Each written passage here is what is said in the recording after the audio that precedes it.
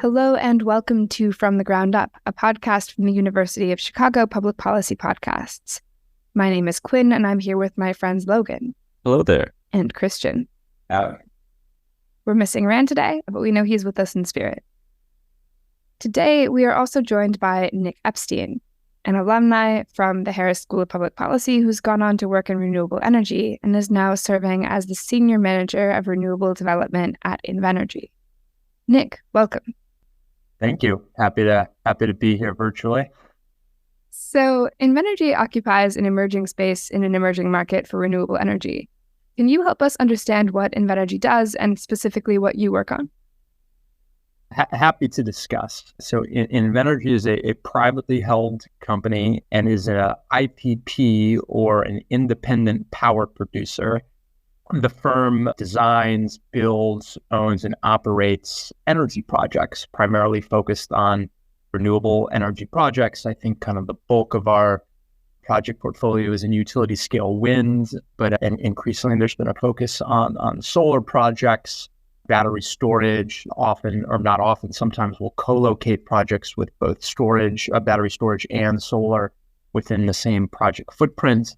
The company does also own and operate and builds natural gas projects and some pipeline projects on occasion. Invenergy is about a 25-year-old company and is one of the largest players in the industry. Yeah, so a lot of our listeners are policy students, and they might not know a ton about the energy and environment space. For them, can you give some context on why this work is important in the context of the move from fossil fuels to renewable energy? Sure. Well, historically, most of the countries in the world's energy infrastructure has been built on the back of fossil fuel extraction and production, coal, oil and gas, natural gas, all of which people know produce a significant amount of carbon emissions. So really this renewable energy industry has developed in the last 20 years as the technology has advanced, as well as there have been pieces of legislation that have helped drive this industry and help kind of subsidize the cost of renewable energy production. The investment tax credit and production tax credit, I think, were actually passed in the early 90s. Funny enough, I think Chuck Grassley is the longtime Republican senator from Iowa. I think was a big push under the first Bush administration for the ITC and the PTC is something I learned. But this has been an iterative process of the last 20 plus years of a handful of companies, of which Invenergy's been kind of at the vanguard of figuring out how to do this, how to build these projects at scale, wind and solar, working with vendors of photovoltaic panels, working with vendors of giant wind turbines, figuring out how to design and site these projects, how to interact with the utilities to connect them to the grid. And the story has been not only getting better at doing that, really, as these projects have continued to get built out and progress, the quality, the efficiency of the technology has improved, and the cost curve continually gets pushed down. Whereas before, in order to be competitive, renewable energy needed subsidies. Now, in large part, certainly compared to coal, wind and solar production are in most cases cheaper now. So it's been a mix of both creating low carbon energy generation and also from a kind of larger geopolitical and policy standpoint, the more independent US-based energy that we can produce, the less reliant we are on foreign producers of oil and gas, who are often nations that are not, I guess, in alignment with a lot of the democratic ideals of the United States and our geopolitical competitors. So there was a lot there, but again, I'm happy to follow up with any other thoughts on this line of questioning. Yeah, I want to pull a little bit on the word utility scale. And especially I'm thinking from the perspective of a consumer. So like I pay my utility company, I pay my utility bill every month. From a consumer's perspective, do you become the utility company instead? Sure. I think I can try to unpack what you're asking. So there is what we call the retail energy market and kind of the wholesale energy market. So all of us, we likely get our power bill, utility bill from ComEd, your property owner, the same. That is the retail market that serves the majority of individuals and households and businesses. The wholesale market, where an independent power producer like Invenergy participates, is where we're either contracting with the utility itself, where we are building in the United States. We'll negotiate with the utility because they're trying to procure more renewable energy, and we'll sign what's called PPA, or a power purchase agreement, which is basically think of it as like a long-term lease where the utility will say, we will buy energy for the next 25 years at this particular price with an escalator from your power plant that you're looking to build. And then that power purchase agreement is basically a future revenue stream that allows the company to go and finance the project. Likewise, there are what are called C&I customers, which are data center type companies, large manufacturing facilities, where they too can tap into this wholesale market and contract with us or our competitors and say, we're building a large data center or a large manufacturing facility, and we want that to be powered through zero carbon energy. And then they will sign a PPA with us, and then we'll plug into the local grid. And then there's sort of a philosophical question about where all of the molecules go within that grid, but it's basically getting fed into the local system. But it is not the case that you or I could say, we want to get our energy directly from a utility scale renewable energy project. I mean, we could put a solar panel on our roof. Maybe there are smaller wind turbines that folks can put on in their backyards. But by and large, we provide for large customers in that wholesale market. So during our first few episodes on this podcast, we walked through the story of how a mine gets built, from discovery to site selection to design and operation. And from what you said a minute ago, it sounds like there's kind of a parallel process for developing renewable energy assets. Is that right? Yes. Go ahead. As a follow-up question, where do you and your team come in that process? Sure. That's the fun part. So renewable energy projects, I mean, at the end of the day, they're real estate projects like anything else. So depending on what it is that you're looking to build, there's a number of site selection criteria that you have to take into account. If it's a solar project, you have to look at the availability of consistent solar exposure for a given area. And we have engineers and folks who do very high-end calculations. Typically, you need a large amount of hopefully pretty flat land. You want something that has a pretty proximate location to certain transmission lines. You take into account regulatory issues. Some states and localities make it very, very prohibitive to build or outright ban it in some cases. So there's a lot of factors. We look at topography, kind of the underlying quality of the bedrock is an issue, wetlands. And then if we're looking at a wind project, utility scale solar project can be built on maybe a few thousand acres of land. And you have what are called these power blocks of all these solar panels that are daisy chained together. But wind project can be built over tens of thousands of acres with these windmills being spaced apart. And there, I mean, again, availability of wind, and we have wind engineers who go and do all of this testing. You have to be mindful of airplane pathways, Department of Defense radars, depending on where you are. Permitting and regulatory issues is always something to consider. So there's kind of a very, very detailed set of months-long investigations, sometimes years, to evaluate potential sites that could host these projects. And then obviously you have to go out and talk to the people who own the land. So for a solar project, you could be talking to maybe a dozen, 2 dozen land owners who own different parcels, and we have to go out and negotiate either leases or purchase options with them. With a wind project, considering the larger footprint, that could be hundreds of individuals, and can imagine trying to negotiate with all these people is not an easy feat. So where my team come in, I am on the development team, and we're known sort of as the tip of the spear within the company. So we're the ones, like, we go out and we find the land, we find the project sites, do a lot of that landowner outreach. We work a lot with what are called these land agents, which is something that's sort of bespoke to the renewable energy industry. There's sort of a cottage industry of independent contractors, and these folks go out and like talk to the landowners and help sign contracts, which is not something that you see in the commercial real estate industry, but we're very much on the ground as well.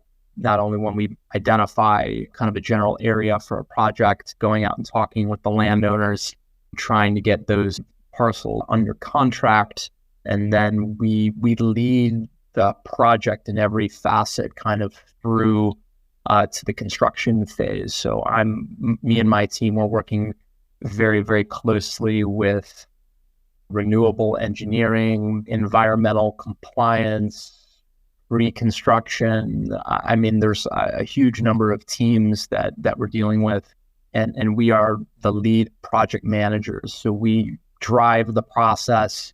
We oversee all of the workflows that are required to get these projects completed, which can take upwards of 10 years. And it's often the case that most developers things happen, they don't stay on a project over that period of time.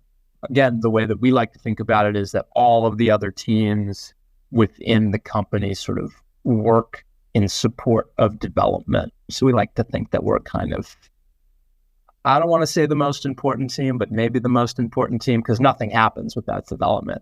And it's also the case that a project will not get built, as I mentioned, unless there is a contract to sell that power to an end user, whether that's a utility or a C&I client. There are kind of a few other variables as well. Typically, what we like to do is we like to design, build, own, and operate for the long term the projects that we put together. But it is also the case that we'll do either what are called development transfers, which are we'll package the land together, go through all the permitting processes, get through all of the approvals, but not actually take the project to construction. And then we'll transfer that asset to a third party. Kind of a step further, we'll also do what's called a build transfer, where we'll then go and oversee the construction of the project in question and then transfer ownership of that project to another. And then Invenergy will often like to provide kind of the long-term third-party management and operation of that project, even if we no longer retain legal ownership of it.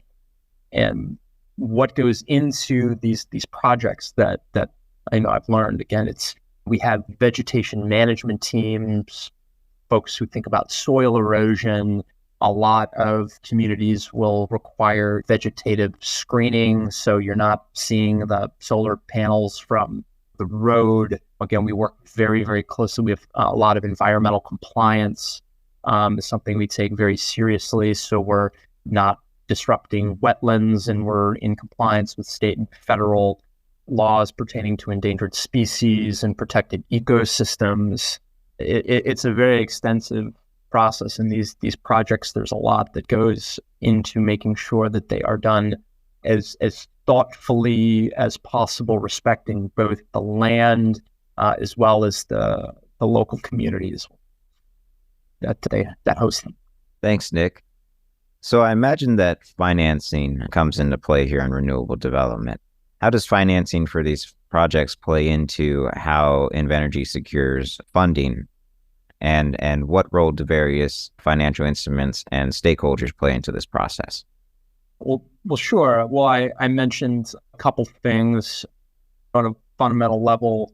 We work very closely with a team called Origination, and they're basically very, very smart sales folks who are pitching or marketing our projects to end users, responding to RFPs from utility or sometimes those industrial clients. And sort of the bread and butter is getting these power purchase agreements, these long-term contracts that guarantee the acquisition of our energy at a certain price, which then allows us to go to the capital markets to get a construction loan to build these projects. There's also, federal tax credits, the investment tax credit, the production tax credit. What's been interesting is that prior to last year, these were federal tax credits that would often lapse. They get extended for a year or 2 years. And so the industry constantly had to deal with the uncertainty of when these tax credits would be available. But with the passing of the Inflation Reduction Act, they were locked in for 10 years, and which is providing certainty to the industry. They were also enhanced in the value that they provide. And interestingly, with the production tax credit and the investment tax credit, it doesn't actually directly subsidize. It doesn't come to a company like ours, some sort of cash payout to allow us to subsidize the building of the projects, but it subsidizes the purchase of the energy. It makes it cheaper to procure our energy from our projects. So it basically subsidizes the clients or the end users, which in turn redounds to our benefit and makes our projects more attractive in terms of procurement and then more likely to get financed. The financing, the way these projects get financed, every project is sort of done a bit differently, and it's not necessarily my area of expertise, but we could theoretically, the company could finance a project through its own balance sheet, basically through its own checking account, which is not typically what the company does, and not many companies could have the resources to do that. But it's generally a mix of equity investors who are filling up that portion of the capital stack and saying, we will provide you with capital to take limited partner ownership of the project in question, and then banks will provide debt for the construction, and then there's usually what's called a takeout loan for the long-term kind of operation of the project. Is kind of at a high level how these work. But again, there are lots of instruments. There's lots of very, very complicated deal structures and capital structures for these projects. I couldn't necessarily speak to them all, and it is a bit outside the realm of my area of expertise. But generally, there's equity and there's debt, and they get matched together to provide the financing for these projects. Yeah, thank you for that. And I'm really glad that you brought up the Inflation Reduction Act, because there are a lot of parallels that are drawn between the IRA and President FDR's New Deal, where there's public-private partnerships with these different programs that exist. But something that's very different with the IRA compared to the New Deal is that the IRA mechanism is very reliant on private infrastructure, right? Private ownership of these different programs, whereas the New Deal private collaboration was still publicly owned, right? So I did want to ask, in that realm with public-private partnerships, could you speak to how do you structure such collaborations to maximize benefits for both the developer, the community, and in the context of renewable energy projects? Right. Well, public-private partnerships is sort of a term that gets thrown around a lot. And I feel like I actually have some standing in which to speak to this project. Earlier in my career, I was actually part of a group that was doing public-private partnership infrastructure projects for the city of Chicago when Rahm Emanuel was still mayor. And so P3s, as we call them, there's kind of a lot of gray area there, but that is really kind of a general sort of deal and project structure whereby there is a lot of collaboration with the public sector, whether that's a city or a state, and one or more private entities to build something, whether that's the public sector providing some measure of the financing, and then a private entity is going to build it and then operate it, or there's public infrastructure in question that's kind of being put into the deal. There's a lot of very sort of specific models within P3s. And I guess you could say to some extent, anytime there is involvement of both the public and private sector, you could call that a P3. But I think that's not really what most people think about when they're talking about like a real public-private partnership project where a private entity is going to build a bridge or manage a highway that is publicly accessible. One example is a project that I worked on where, at the request of the city of Chicago and the Chicago Transit Authority, I went out and negotiated with, at the time, the 4 largest wireless carriers, AT&T, T-Mobile, Sprint, and Verizon. And working with them, we developed a deal structure where they provided collectively private capital to build what was called a distributed antenna system to provide 4G wireless access in Chicago's 10 miles of subways. Most people don't know that Chicago actually has a fairly robust subway system, so that people could get, at the time, the most advanced wireless service while underground. It was a pretty cool project at no cost to the city of Chicago or the taxpayers. So that's sort of P3.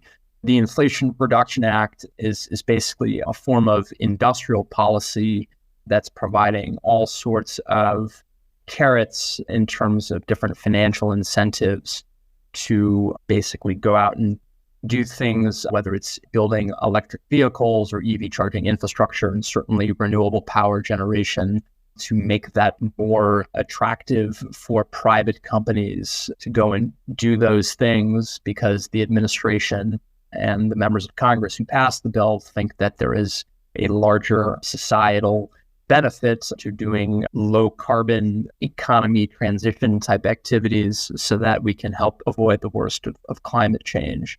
So I think on its scale, you could say it's similar to the New Deal in some ways, but that was a very different program with very kind of different structures that to your point, were not directly kind of financing or strictly kind of financing private sector activities in the way that the IRA is.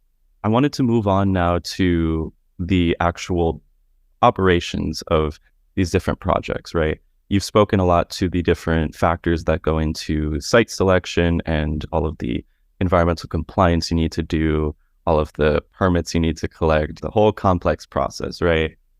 Once you've actually chosen the site and you've gotten the permits and everything you need, how does Invenergy ensure that the renewable energy projects are actually operated in a way that minimizes negative impacts on the environment, human health, whether that's like noise pollution, air pollution, land degradation, whatever it might be?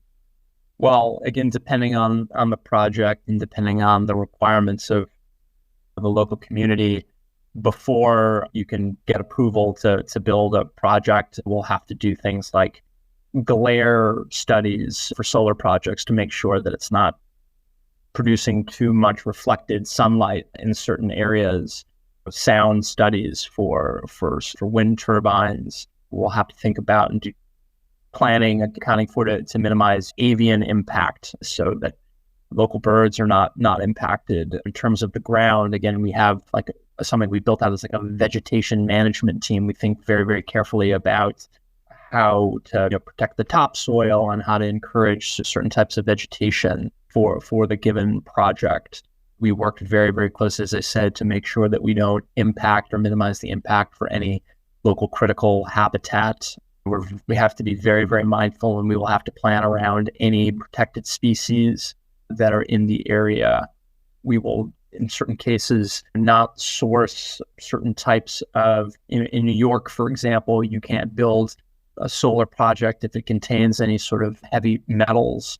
And there are certain domestic manufacturers that actually, the way that they build their photovoltaic panels, there is actually some heavy metals that are encased in this glass, and like you can't actually use the PV panels in the state of New York because of this requirement. So we'll have to source from an alternative supplier. And again, we'll work very, very closely with the local community as well to make sure that if there are very, very specific concerns to that community, that they're addressed. But there's a huge number of internal and external resources in terms of environmental testing and compliance and engineering that go into these projects to make sure that they are done, again, with environmental integrity and protection and human health as well.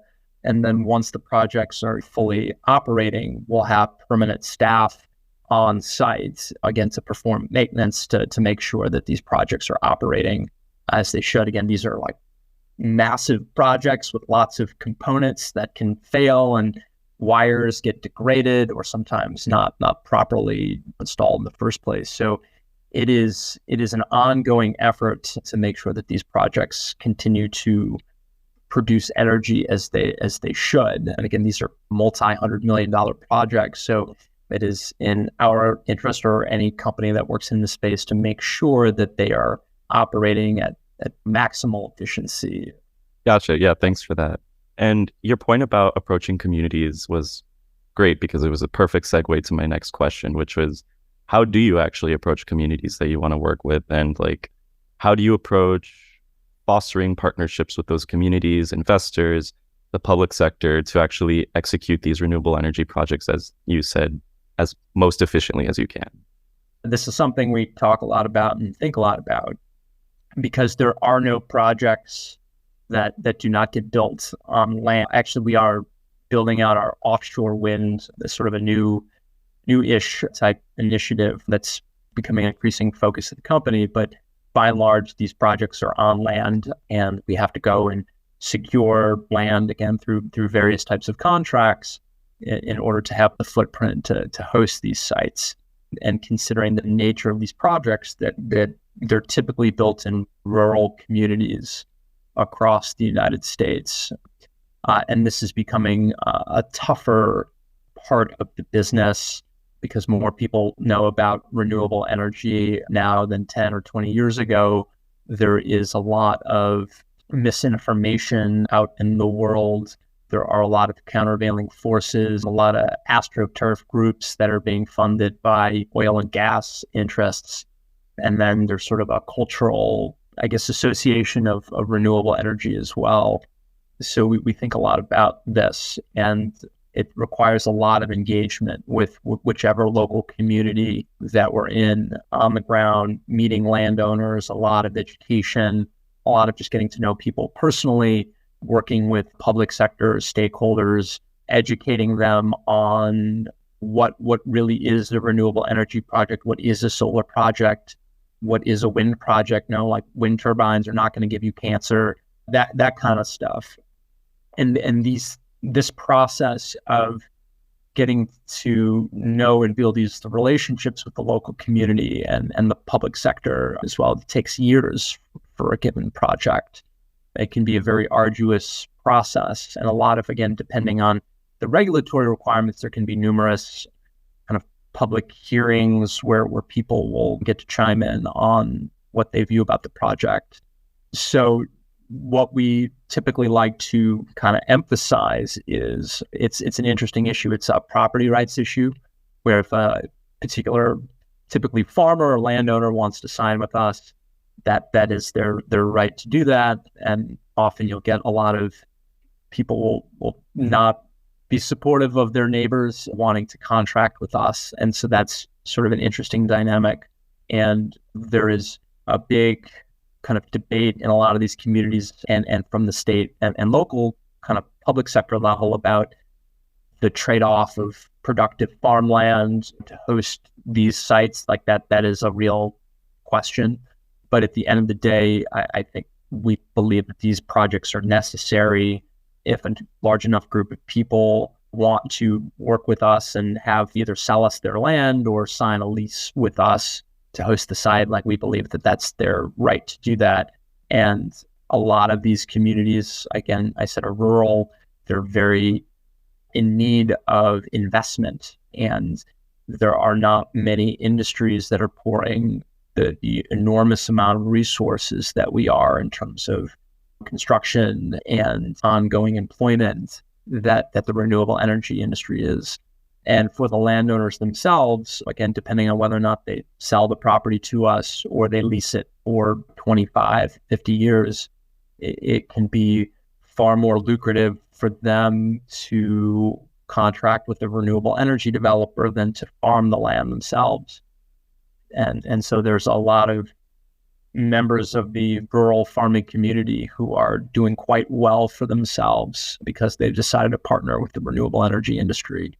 And it's been, I think, from an economic perspective, again, these are massive construction projects and investments into these local communities. And I think that there is both an economic and strategic benefit for domestically produced zero carbon energy, which is why there's all this federal funding for it.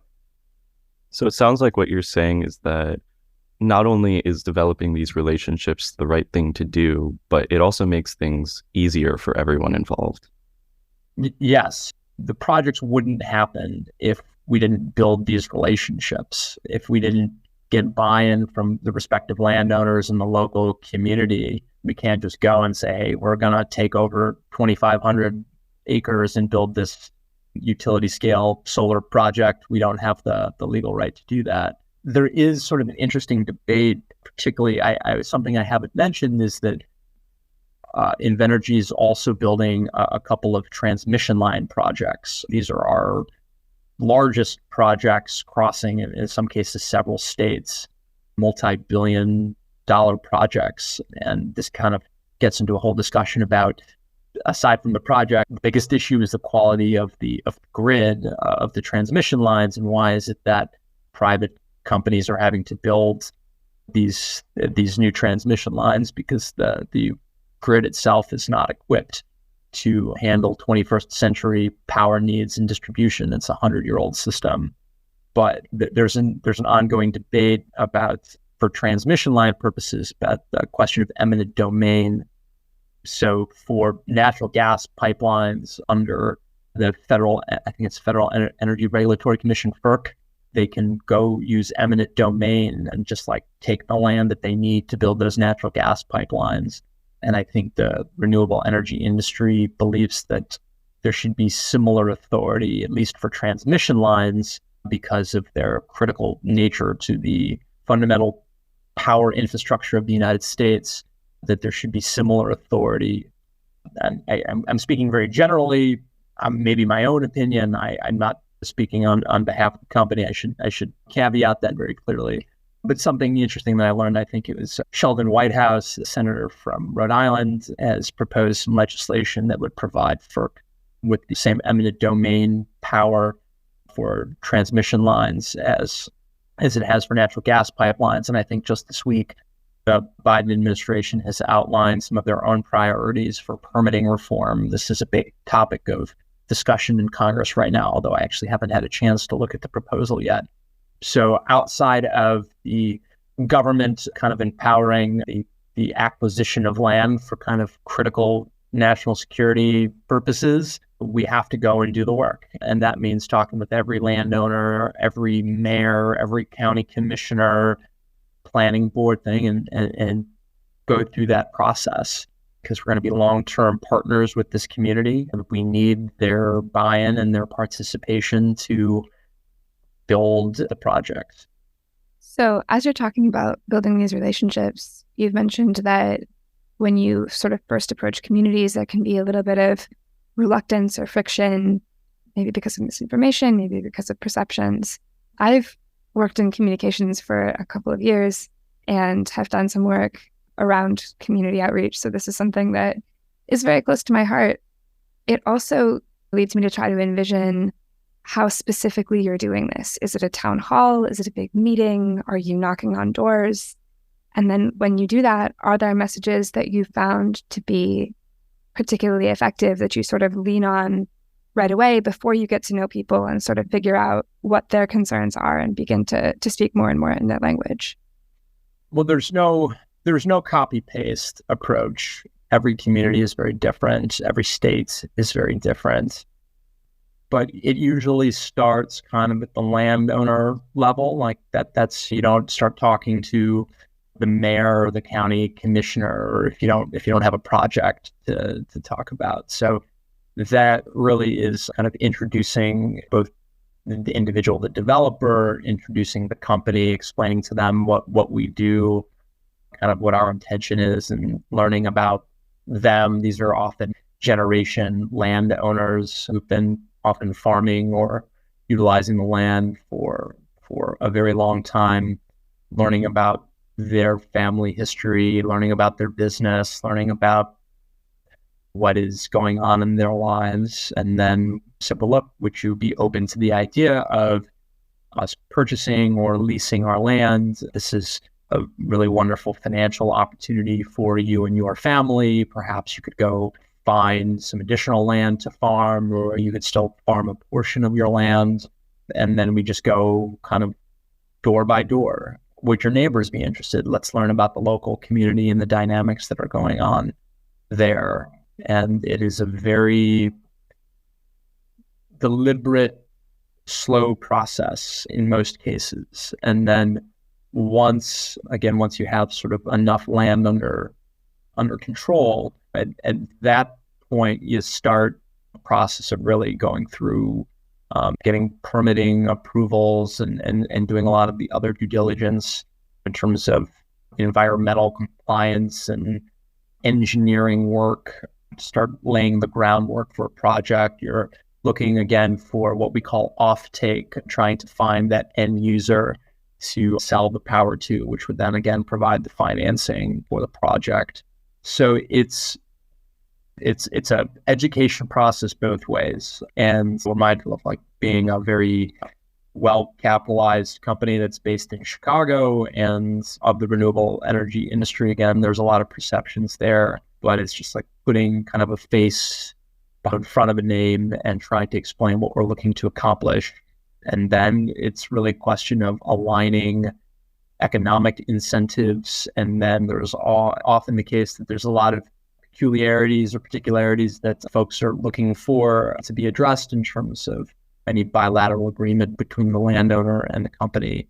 And then once you get sort of to the community level, it depends. Sometimes you have as of what we call by right for solar or wind, meaning that as long as you're in compliance with the regulations, you can go build the project without any sort of kind of public outreach or vote. But in most cases, there will be typically one or more public meetings, town halls, where anyone and everyone can come and say their piece about the project. I heard a story yesterday from a more senior developer who was talking about a wind project that he was involved in, and he was at a town hall meeting. And I guess there was some guy there who had like a boombox or a loudspeaker and was just playing a continuous recording of the sound of a windmill turning over and over again throughout the meeting just to be disruptive. And it is often folks on the development team that will be in those meetings and kind of be responsible for answering the questions, but also taking a lot of the fire from people who are antagonistic to the project. Okay. So going back to what you mentioned about using heavy metals in solar panels and how in some states that might not be legal or it's against the laws or the regulations of those respective states. How might a firm address the challenges and possibly leverage the opportunities of sourcing these materials sustainably and responsibly? So Invenergy has a whole procurement arm, and procurement's a big deal these days. Supply chain issues through COVID, it was obviously very disruptive to our industry and many others. There's been this issue of solar tariffs that were implemented under the Trump administration and have been under suspension through the Biden administration. That's basically importing solar panels from China because certain domestic interests thought that China was undercutting the domestic U.S. market by highly subsidizing these panels. So that's not really answering your question, but I believe that there's a general industry effort downstream to make sure that components are built and sourced in an economic or an environmentally friendly way. I think that there's a much, much larger debate even beyond the renewable energy industry about rare earth minerals and sourcing things like silicone and nickel and cobalt that are required for electric vehicles and things like that, and how how you think about what is essentially drilling and mining and sort of these hard, heavy industries that we don't think about as environmentally friendly because they're not, but will be necessary to produce the raw materials needed for all of these clean energy technologies. And I think that there's a debate within the industry, or there's discussion with the industry, and then kind of the larger kind of end users of these raw materials, how we do that in the most environmentally friendly way. And I think one way that I think at a high level that we're trying to think about how to sort of gear up the domestic kind of mining industry. A lot of these materials are sourced from Africa. I think China is one of the largest producers and exporters of rare earth minerals. So again, there's sort of a national security component to this as well. But again, so far downstream, it's a little bit outside my wheelhouse and area of focus. But I do know that our company and I think the industry broadly is trying to source our materials in the most environmentally friendly way that is available. So throughout this episode, we've been discussing how Invenergy develops its projects. Could you expand on what are the new and emerging trends in renewable and sustainable energy? Sure. So I think I mentioned briefly offshore wind is becoming an emerging kind of component of the industry.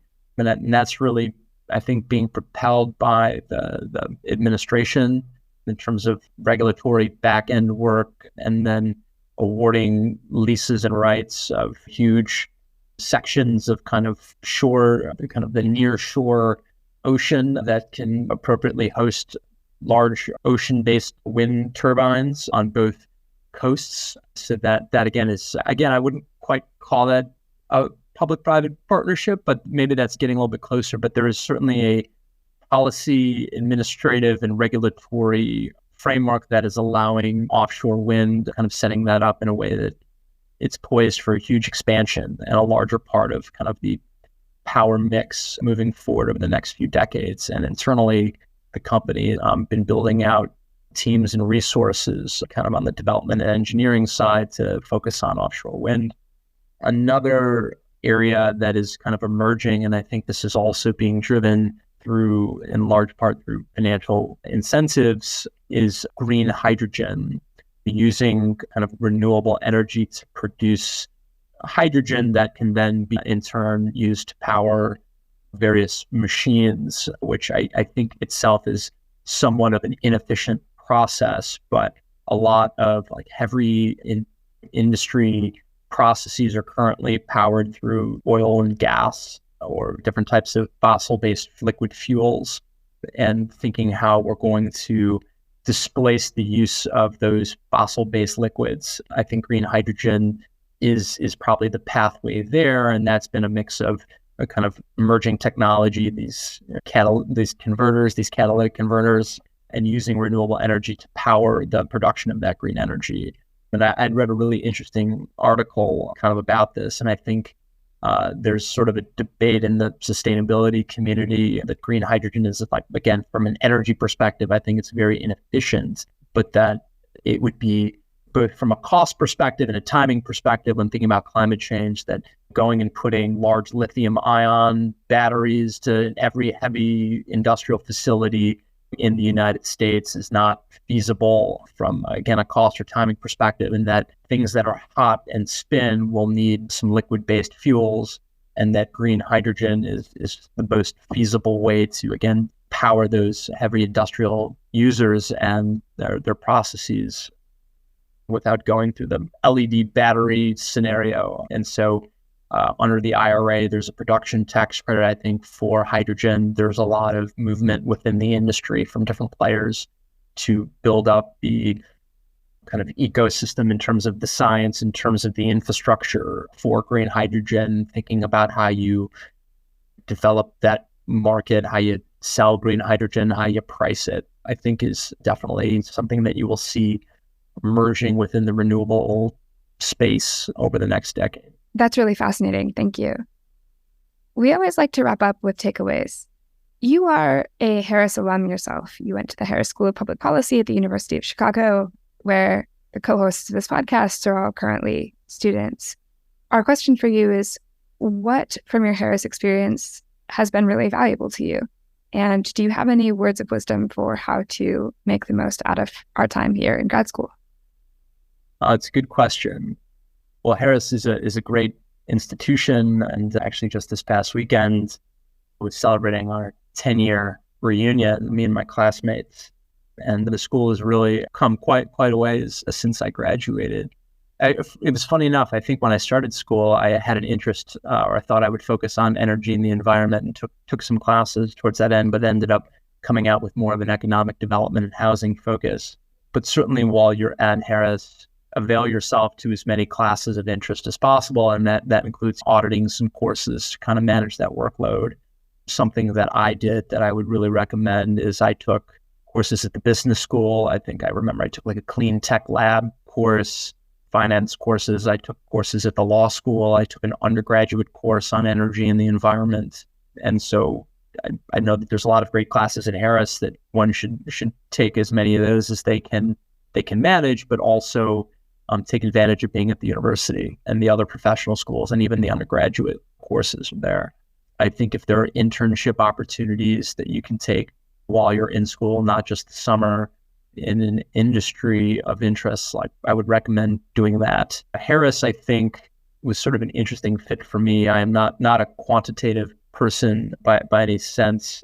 When I started digging into math and statistics problems, it's funny enough, it's sometimes kind of like a colorblind person trying to appreciate a painting, I guess is how I would describe it for me sometimes.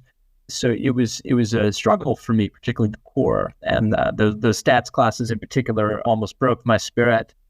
But I think that it did push me, the education, kind of beyond my comfort zone. It did refine my ability to understand policy, to be able to read academic papers, to be able to look at statistical and economic research and understand it better, and be more thoughtful in terms of the interaction of public policy and legislation and regulatory frameworks and how that impacts what goes on in the private sector. And so I think outside of the first couple of years after Harris, I have worked exclusively in the private sector. And I think my Harris education has given me a different vantage point and a set of skills and knowledge that some of the MBA folks and law school students don't have. And I think it is underappreciated to the extent that whether you're talking about state and local issues or federal issues, the extent to which policy and legislation and politics does redound to private business, private capital markets. And so I think that having a policy education, certainly from the Harris School, can be a really great advantage for individuals. And I think, too, a lot of the places that I've been, even on the private sector side, have required direct interface and interaction with public sector officials. And I worked in the public sector, certainly earlier in my career. And so I like to say that I speak public sector. The folks who work in government, either for a time or for their career, they have different ways of thinking about things, different ways of speaking, different considerations. And I've been in many, many meetings where you had very, very successful private sector executives trying to get what they needed from the public sector folks wearing very expensive suits. And they end up conducting themselves in kind of suboptimal ways. And where I've found that my Harris education has really been very helpful is kind of allowing me to sit at that intersection between the public and private sectors, understanding the mindset and incentives and objectives of people on both sides of the table, and being sort of a translator and finding a pathway of kind of mutual benefits as well as mutual respect that will allow the partnership or the initiative to get what it needs from both sides to move forward. That is such a hopeful, hope-inspiring answer. Being in the middle of school, it is really valuable to hear how you think about it as someone who has had a little bit of time and space from the education. So thank you. I think for me, my biggest takeaway is that There's lots of overlap between renewable development and development within other industries in this phase-based approach, and the considerations that we take when we talk about social license to operate, feasibility reports, financing, and all those things. It's many industries, they do operate in a similar manner with regard to development. Logan, what's your takeaway? Yeah, I honestly really thought the point about community engagement, that these renewable development projects cannot happen without developing relations with the community, not just because it's the right thing to do, but because it makes everyone's lives easier here. I think that's just such an insightful point, right? Is that we're able to develop these projects, we're able to create a booming green industry while also taking into consideration the needs and wants of the communities that are being impacted. That's just great to me. My takeaway is about some of the brass tacks mechanics of how these green energy projects get started. Just the image of like walking through a community and knocking on doors in rural areas. I'm from a rural area. 1 house per mile is sort of like a not uncommon density. So just imagining those door knocks, those conversations, and then the way that gets sort of snowballs into a full wind farm or a full solar farm, and engagement with local officials, and then ultimately something that contributes to a local grid or is capable of operating particularly energy intensive digital infrastructure. That's a wild image to imagine. I think my takeaway is just that image, that's where it starts. And if you do that enough times, then we are able to make these really significant green contributions to the grid. My takeaway is just the image of that first moment, and then an appreciation for the way that scales up into this huge, tremendous thing. All right. Nick Epstein, thank you so much for being here with us today. Thanks for having me and wanting to talk to me. I had fun. Thank you for joining us on From the Ground Up. If you have thoughts or questions, or if you would like to talk to us on air, drop us a line at uc3pfromthegroundup@gmail.com.